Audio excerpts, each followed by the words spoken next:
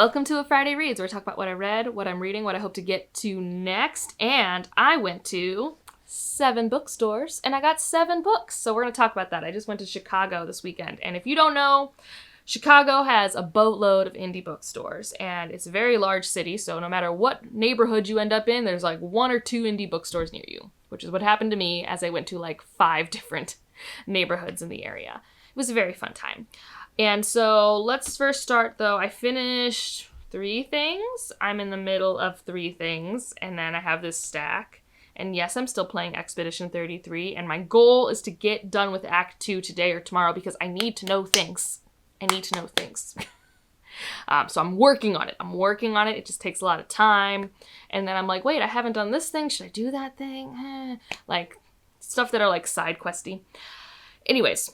That's a tangent. Books. I have finished Discontent for my book club tonight. I am very excited because this is probably one of the ones I've enjoyed the most going in.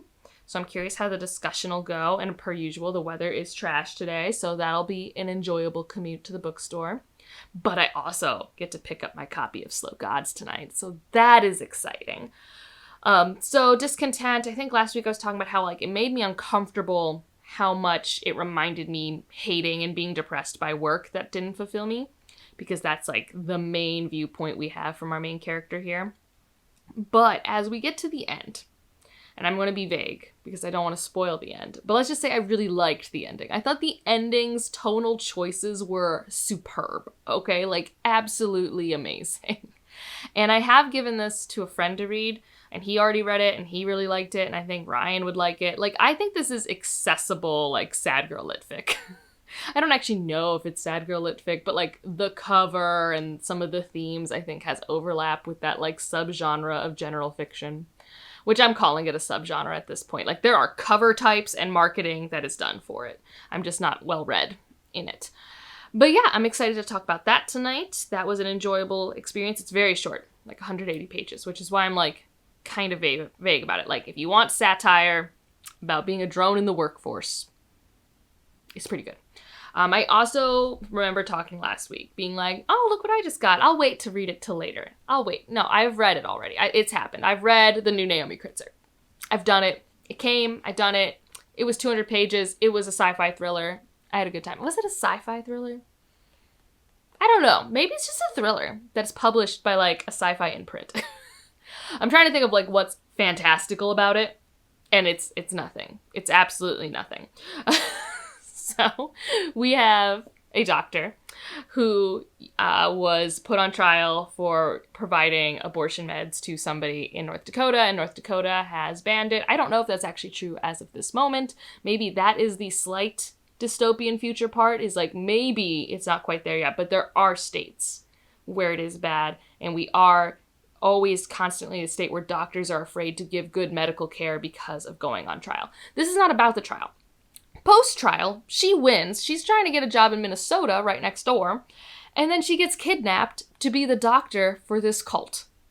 And that's the thriller, and she's trying to get out of it, and it's just a very fast-paced, good, engaging time. And, you know, I was thinking about it, Catfishing on Catnet, YA thriller. I love a Naomi Kritzer thriller. I will read more. I mean, they don't have that many. Maybe this is my sign that I should read more thrillers. But, yeah, that's all I want to say because it is a thriller, and I think the point of a thriller is to be thrilled. But I do like Naomi Kritzer's tone. If you want a cathartic short time, I will say I think this is impeccably paced. Like, this is the appropriate length for the story herein. And then another thing I finished was The Mermaid, the Witch, and the Sea. So this was purely because I needed it for 2 spots on my Hercad challenge.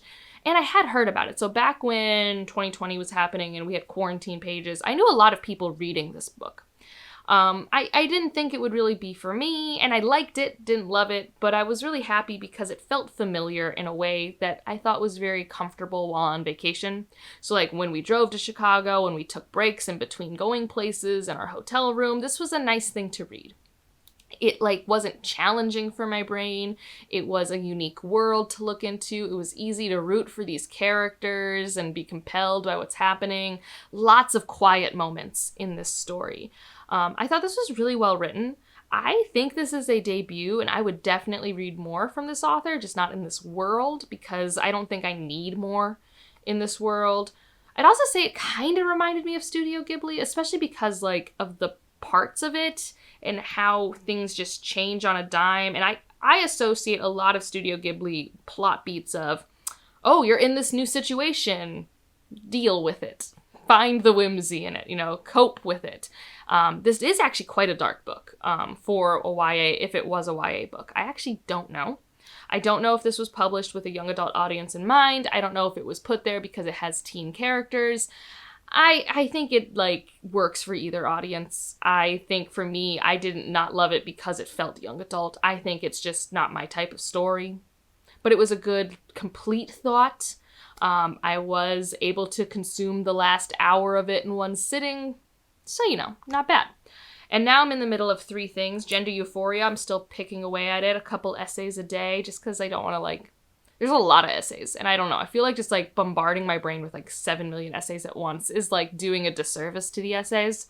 It's been a really engaging time, though, and the Trans Right Readathon is happening, and I do have a video where I basically took a bunch of books off my shelf that were by trans authors and had trans characters that I love, and I didn't label the video trans books because that wouldn't get clicked on. I labeled it, like, underrated books on my shelves. So if I can find it, I'll put it down below. Because, you know, tricking people into their, you know, vegetables and diversifying of reading with books that I objectively think are fantastic. So that's been fun to just be reading right before the readathon, because I never keep track of when readathons are happening. And then I have 2 things that I'm reading that are both general and historical fiction. So who is she? The historical fiction is Violetta by Isabel Allende, who is a fantastic author from Chile. I've only read Long Petal of the Sea. I have not read House of the Spirits, which is like her big magical realism book. Violetta and Long Petal of the Sea are pretty solidly historical fiction. And this is supposed to, I believe, take place from 1920 to 2020. And it's really fascinating hearing about how they responded to the Spanish flu and the parallels to how we handled/didn't handle COVID in the same way that they handled and didn't handle the Spanish flu. Like, it's not about that, but that's where the story starts. Because I think we're just following Violetta's life.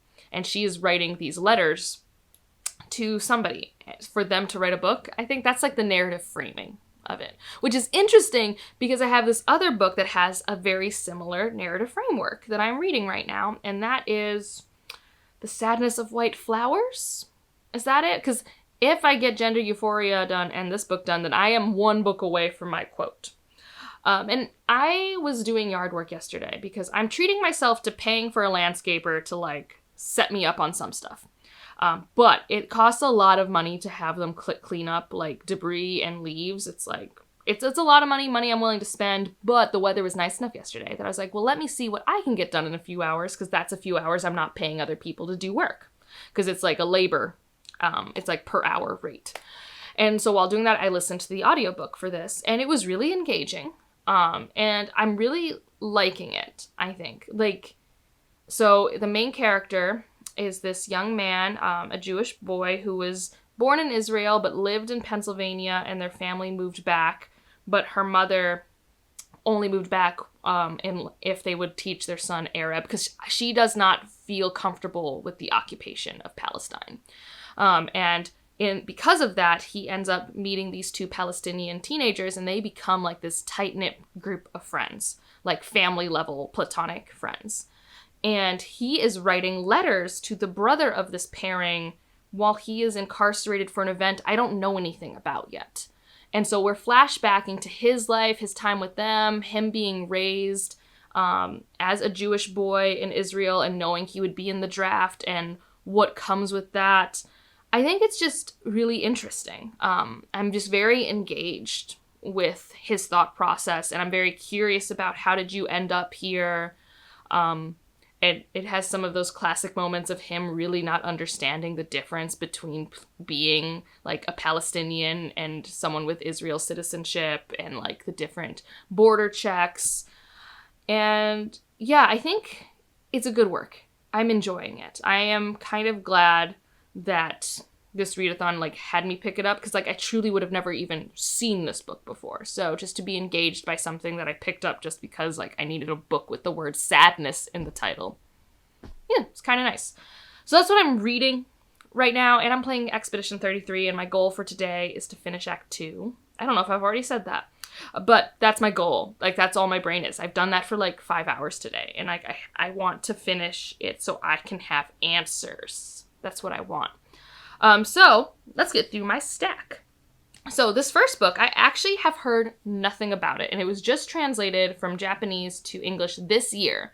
And I found it, I don't know, it's called Sandmeyer's, and this was not near the Bean, but if you go visit the Bean in Chicago, it's like a 15-minute walk from that. And so this is called Cocoon, the Girl from the West. Like, first of all, look how pretty this cover is, and it's got little French flaps, which I adore. And I don't know, I just read the first page, and I realized when I was doing that, it's like, I've read plenty of Japanese translated works, but I hadn't read just like a fantasy translated. I've read mysteries, I've read sci-fi, I've read just literary fiction, but I hadn't read a fantasy. And so I read the first page and I really liked it. I think it's going to be coming of age fantasy. So this was the rule of, it's pretty, I've never heard of it before, and translated books are cool. So I picked this up at that bookstore. I went to a used bookstore called Myopic. And so this, first of all, we were staying at Wicker Park. Nothing opens till noon in Wicker Park, which is a wild thing. Saturday and Sunday, nothing opens till noon. That's never happened to me. But regardless, I went to the bookstore at noon. And I was just browsing, and I actually got to meet someone in my Discord, which was very fun. And we were browsing the shelves and chatting, and I found, like, this is a pristine edition of Witchmark by C.L. Polk, who I've been trying to read more of. So they have written, oh gosh, I'm forgetting what it's called, but I'll put it here. It was like a novella, sapphic mystery, noir, and this is part of a trilogy. And I have been wanting to read it, and like I said, this is like a stunning, like, barely touched used book, and it was like $8.50. So yeah, author that I've heard about before, found a good copy in the wild. I also then went to Women and Children First, which is in Andersonville. There were 2 bookstores there. We went to the understudy. I didn't buy anything there. Instead, I bought 2 books at Women's and Children's First. So I figured it canceled out. So where's my second book from that too? So this is Nayla Hopkinson. I had read all the Nayla Hopkinson on my shelf, so I felt like I needed another one. And this is, I believe, a short story collection, which, you know, I love just having short story collections to save for a rainy day that is never showing up. But I do read them eventually, and this is called Falling in Love with Hominids. And yeah, the cover is really pretty. And I'm just, you know, it's a good flop, especially for Tachyon, which sometimes Tachyon books, they can be a tight binding because they're, I think, primarily a UK publisher. And then the other one I found was a Mia Sia. I don't know if that's how I say her last name, but she wrote a book I really liked last year, and this is her new one, The Memory Hunters. And no one's been talking about it, and I found this beautiful hardcover, and I'm just like, you know what? I'm just going to buy it. Because that's what I did with her first book, and I really liked it. So here I am, going to read more of her works. I think this is maybe heisty. Oh no, and then I was also like, dang, we got like colored end pages. That's like fancy. So I was impressed by the colored end pages. I don't know what's happening in there. It's like a museum. It's in the dark. Yeah, I think we're stealing things from the museum. And yeah, I'm excited to give that one a go. Let's see. The other bookstore that was near where we were staying in Wicker Park was the Barnes & Noble that's in this old bank building. And in that experience and going to other bookstores, I realized we are reprinting Victor LaValle books through this one publisher called One World, and they're doing like $12 paperbacks. And so the one Victor LaValle that they had that I haven't read yet and don't own a copy of was Big Machine. Like, look at this cover. That's so silly. So yeah, it's a nice spine. I mean, it's definitely got pretty small font and pretty thin pages, so it's not like the highest quality paperback, but it does do a floppy. And I was kind of obsessed with the neon, and I did text Jocelyn, and I was like, this is one you recommended, right? And she's like, yes, I recommended it tomorrow, because I've read a lot of Victor LaValle with Jocelyn. So yeah, that's one that I bought. And then, also near the Bean, I forget what it's called. It's right here. Ooh, this is a cute bookmark. I hadn't even looked at this. So this is called Exile in Bookville. It's in a nice old building. Like, look at that. It looks like a ticket. Fascinating. I love that. So this is also like 10 minutes from the Bean if you're ever in Chicago. And what we picked up, and he's a local Chicago author, or close to Chicago author Gus Marino, and we got this thing between us, mainly because Ryan was interested in it. It was on their recommendation shelf. I've heard good things from Jess at Jess Owens, and this is a signed copy because he's so local. Like, signed, and I know it's real because it's like bleeding through the back of it signed. I know it's a horror. I know it's an interesting, weird horror. I don't know much more than that because, like, I don't know. I just like to experience horror fresh, right? I just want to see where it takes me, especially because I'm so new to the genre. I enjoy that. And then actually the first bookstore we went to, and the last book I'm telling you guys about, was Lilliput Books in Chicago. I think this is Lincoln Square. Lincoln Park. Sorry, not Lincoln Square, Lincoln Park. We ended up there because I know we were in Chicago, but Ryan wanted to go to a Boston bar. And there's a Boston bar called Tripoli in Lincoln Park. But they had an event, so we had to go to a bookstore first. I know, horrible. And I found We Lived on the Horizon in the Wild. And I'm like, I have been wanting to read this. I have read the first page. I saw this at none of the other bookstores I went to. And that's like another thing when I go book shopping. It's like, what's a book that I like found and I can't find easily other places? And that was this one. So that was my little book haul. I'm pretty happy about it. I was excited about my trip. And now I'm going to finish this and go play more Expedition 33. What are you reading, doing, or watching this weekend? And if you just want to leave an emoji to let me know you're here...